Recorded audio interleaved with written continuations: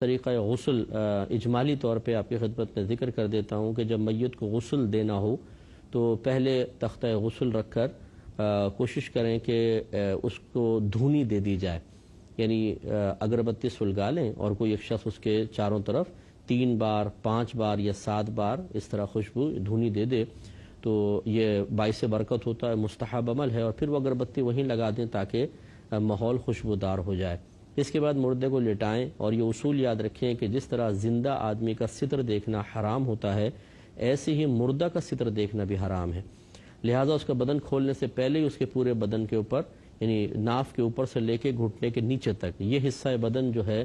مرد کا نہیں دیکھ سکتا اور عورت کا نہیں دیکھ سکتی ہے، اس پر ایک موٹی چادر ڈال دی جائے اور پھر اس کے کپڑے اس طرح اتارے جائیں کہ قمیص تو اتار دی، اس کے بعد جو شلوار ہے اس پہ ستر پہ بالکل نظر نہ پڑے اور اس کو اتار دیا جائے۔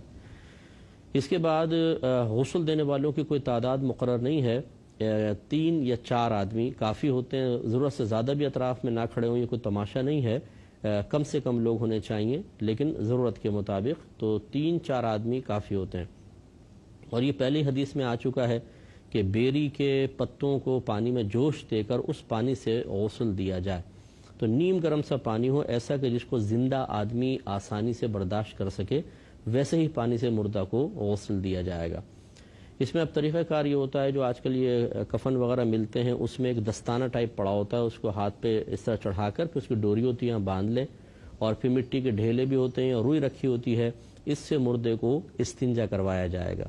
یعنی جائے شرم کے اوپر وہ کپڑا پھیرا جائے گا۔ عموماً نکلتا کچھ بھی نہیں ہے کیونکہ جسم خشک ہو جاتا ہے اور اعضاء اب کام کرنا چھوڑ دیتے ہیں، دماغ کام کرنا چھوڑ دیتا ہے، لہٰذا عموماً کچھ نکلتا نہیں ہے، پھر بھی اگر ہو تو بہرحال اس کو صاف کیا جائے گا، اور اس میں دیکھنا نہیں ہوگا، بس ویسی چادر کے نیچے سے استنجا وغیرہ کروا دیا جائے گا۔ اس کے بعد پھر سب سے پہلے میت کو وضو کروایا جائے گا۔ یقینی سی بات ہے کلی اور ناک میں پانی چڑھانا تو ہو نہیں سکتا، تو چہرے دھونے سے ابتدا کی جائے گی، پہلے چہرہ دھویا جائے گا، پھر سیدھا ہاتھ کوہنیوں تک، پھر الٹا ہاتھ کوہنیوں تک، اس کے بعد دونوں پیر دھوئے جائیں گے،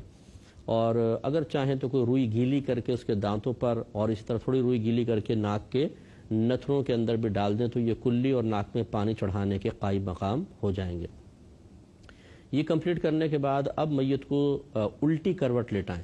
جب الٹی کروٹ لٹائیں گے تو سیدھی جانب اوپر آ جائے گی، کیونکہ سیدھی جانب سے ابتدا کرنے کا جیسے حدیث میں کہا گیا ہے، حکم موجود ہے،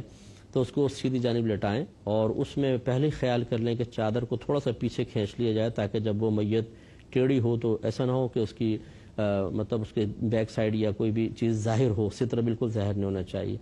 اور سیدھی جانب کر کے پھر پانی سر سے لے کر پیر تک پورے پانی کو، پورے ٹخنوں تک پانی کو بہائیں، بلکہ پاؤں کے ناخن تک بہائیں، اور اس کے بعد پھر الٹی جانب کو اس طرح سر سے لے کر پاؤں تک بہائیں۔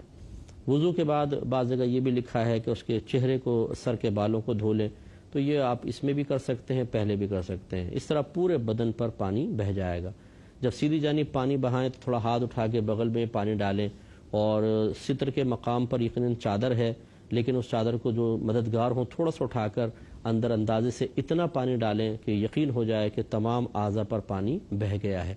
اسی طریقے سے پھر الٹی جانب اس کے اوپر کریں اور سر سے لے کر پاؤں تک پانی بہائیں۔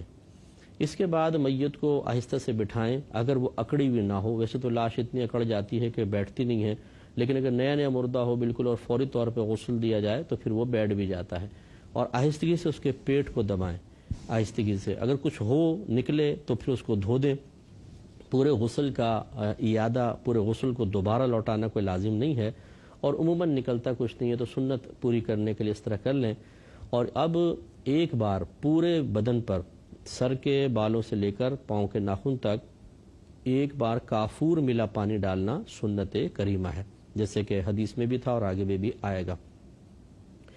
اور یہ کافور کی ٹکڑیاں اسی کفن کے ساتھ ہی مل جاتی ہیں، سفید سفید کلر کی ہوتی ہیں، اس کو اچھی طرح ہاتھوں سے پیس کر اسے پانی میں گھول لیں،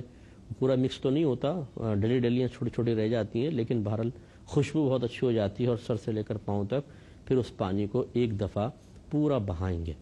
تو یہ بس غسل کمپلیٹ ہو گیا۔ اور اس کے بعد کپڑے وغیرہ سے خشک کر کے اب کفن پہنایا جاتا ہے۔ مرد کے لیے 3 کپڑوں کا کفن ہوتا ہے اور عورت کے لیے 5 کپڑوں کا. یہ سنت ہے، مرد کے لیے 3 کپڑے، عورت کے لیے 5 کپڑے. لیکن اگر مرد کے کپڑے کم ہیں تو 2 کپڑے بھی کافی ہیں، اور 2 بھی نہ ہوں تو پھر 1 کافی ہے، ایک بڑی چادر میں اس کو لپیٹ دیا جائے. اور عورت کے لیے 5 کپڑے ہوتے ہیں کفن کے، اور ان کو پھر پہنایا جاتا ہے. تو یہی بس تمام تھوڑی سی چیزیں ہیں، اور باقی پوری تفصیل تو اب یہاں پر چونکہ میں حدیث سے ذکر کر رہا ہوں، یہ فقہی جو پروگرام ہے اس میں آپ ملاحظہ کرتے رہیں تو انشاءاللہ آپ کو اور مزید تفصیل بھی حاصل ہو جائے گی. دیتے ہیں باب الثیاب البیض للکفن، کفن کے لیے سفید کپڑا، اس کا باب. حضرت عائشہ صدیقہ رضی اللہ تعالی عنہا اس کے راویہ ہیں، اور حدیث نمبر ہے 1264. وہ بیان کرتی ہیں کہ رسول اللہ صلی اللہ علیہ وسلم کو 3 سفید سوتی کپڑوں میں کفن دیا گیا جو یمنی سحولی روئی سے بنے ہوئے تھے. اس میں قمیص تھی، نہ امامہ تھا، یہ نہ سلا و لباس نہیں تھا، نہ امامہ تھا. 3 کپڑوں میں نبی کریم صلی اللہ علیہ وسلم کو کفن دیا جو یمنی ایک سحولی روئی کہلاتی تھی، اس سے تیار کردہ کفن تھا جو سرکار کو دیا گیا. تو یہ میں نے پہلے بھی وضاحت ایک دفعہ کی تھی کہ سفید کفن دینا مستحب ہوتا ہے. نبی کریم صلی اللہ علیہ وسلم نے ارشاد فرمایا تم سفید کپڑے پہنو اور اپنے مردوں کو سفید کپڑوں میں ہی کفناؤ. لیکن یہ حکم استحبابی ہے، یعنی ایسا نہیں ہے کہ کوئی واجب ہو، تو لہٰذا کلرفل کپڑے بھی یوز کر سکتے ہیں، اگرچہ ہمارے ہاں اس کا رواج بالکل بھی نہیں ہے. اور جس چیز کا رواج نہ ہو وہ پھر نہ کیا جائے، ورنہ لوگ باتیں کریں گے اور عجیب و غریب پریشانی کا شکار ہو جائیں گے. ورنہ مختلف کلر کے کفن ہو سکتے ہیں، اور یہ ضرور ہے کہ قیمتی کفن ہونا چاہیے، بشرطے کہ وہاں پر کفن چور وغیرہ نہ ہوں، کیونکہ نبی کریم صلی اللہ علیہ وسلم نے ارشاد فرمایا کہ اپنے مردوں کو قیمتی کپڑوں میں کفناؤ.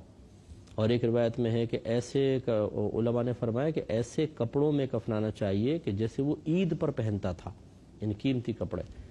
اور نبی کریم صلی اللہ علیہ وسلم کے فرمان ذیشان ہے کہ جس طرح زندہ لوگ ایک دوسرے پر اپنے کپڑوں کے سلسلے میں فخر کرتے ہیں، ایسے ہی مردہ بھی اپنے کفن پر دوسرے لوگوں کے سامنے فخر کرتا ہے. تو اس لیے اچھے کپڑے میں کفن دینا چاہیے. لیکن چونکہ ہم لوگوں کو علم نہیں ہوتا، مسجد پہنچ جاتے ہیں یا کفن کی دکانوں میں پہنچ جاتے ہیں، وہاں پہ وہی لٹھے کا کفن ہوتا ہے، باریک سا پتلا سا، وہی دے دیتے ہیں. اور یہ تصور نہیں ہے کہ یہ مردے کو وہ بھی ایک دوسری دنیا میں جا رہا ہے، اور وہاں پر اس کے کفن کے سلسلے میں بھی تعلیم شرع تھوڑی بہت موجود ہے. وہ کچھ پتہ ہی نہیں ہوتا بیچارے لوگوں کو، جو جیسا بولتا رہتا ہے ویسے کرتے رہتے ہیں اور ایسے دفنا دیتے ہیں. تو بہرحال سفید کپڑے پہننا یہ مستحب ہے، کلرفل بھی پہن سکتے ہیں، کبھی کبھار سفید پہن لیں. تو یہ صرف میں نے اس لیے سمجھایا کہ یہاں سفید کلر کا ذکر آیا تو یہ کوئی فرض واجب نہیں ہے. یہی وجہ ہے کہ اگر فرض کر لیں کوئی وصیت کرتا ہے کہ جو میرے پہنے ہوئے کپڑے انہی میں مجھے کفنا دیا جائے، یہ بھی کافی ہے، یہ بھی صحیح ہے. وہ چاہے کیسے کلرفل ہوں ویسے ہی کفنا سکتے ہیں. اگلی حدیث کی طرف آتے ہیں. اچھا یہ بھی ذہن میں رکھ لیں، دیکھیں انہوں نے فرمایا کہ اس میں قمیص تھی، نہ امامہ تھا. تو نبی کریم صلی اللہ علیہ وسلم کا جو کفن کی سنت خود اختیار کی گئی ہے، جو آپ نے تلقین فرمائی، وہ مرد کے لیے 3 کپڑوں کی ہی تھی. ایک کپڑا جو ہے وہ تہبند ہے، اور ایک چادر کہلاتی ہے، چھوٹی چادر، اور ایک بڑی چادر ہوتی ہے. تو یہ کفنی جس کو ہم کہتے ہیں، کفنی جو ہوتی ہے وہ گلے میں ڈلتی ہے، بیچ میں سوراخ کر کے، آدھا کپڑا آگے ہوتا ہے آدھا پیچھے، اور ایک ازار ہوتا ہے، اور ایک ہوتی ہے بڑی چادر جس کو لفافہ کہتے ہیں. 3 کپڑوں میں.